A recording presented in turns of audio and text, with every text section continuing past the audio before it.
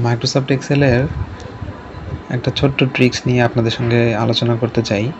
সেটা হচ্ছে, ধরুন আমাদের অনেক সময় অনেক সেলস ডেটা বা এক্সপোর্ট ডেটা বা এরকম কিছু ডেটা নিয়ে যখন আমরা কাজ করি, ধরেন আমি যখন এক্সপোর্ট ডেটার কথা যদি বলি, যে বিভিন্ন মান্থের যখন অ্যাজ এ কমার্শিয়াল ডিপার্টমেন্টে যখন আপনি কাজ করবেন, তখন আপনাকে এক্সপোর্ট ডেটা রাখতে হবে বিভিন্ন মাসের বা বিভিন্ন বছরের।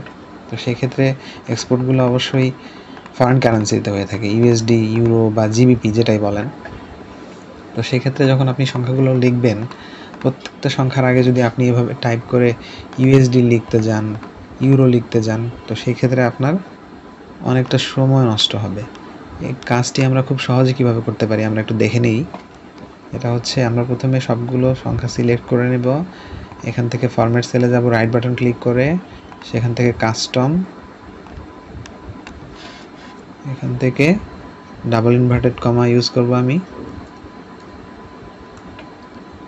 যদি ইউএসডি লিখতে চাই, ইউএসডি লিখব। আমি ডাবল ইনভার্টেড কমা দিয়ে ক্লোজ করে দেব, একটা হ্যাশ চিহ্ন দিয়ে দেব। ওকে, দেখবেন আপনার প্রত্যেকটা ডেটার সামনে ইউএসডি চলে আসছে। এভাবে যদি আপনি আবার চেঞ্জ করে যদি অন্য কোনো কারেন্সি লিখতে চান, তো সেক্ষেত্রে ইউএসডিটা এক্সচেঞ্জ করে আপনি যদি ইউরো লিখে দেন, দেখবেন সবগুলো কিন্তু আবার ইউরো হয়ে গেছে। এভাবে কিন্তু সহজেই আমরা খুব অল্প সময়ে কাজটা করে ফেলতে পারি। তো সবাই ভালো থাকবেন, ধন্যবাদ।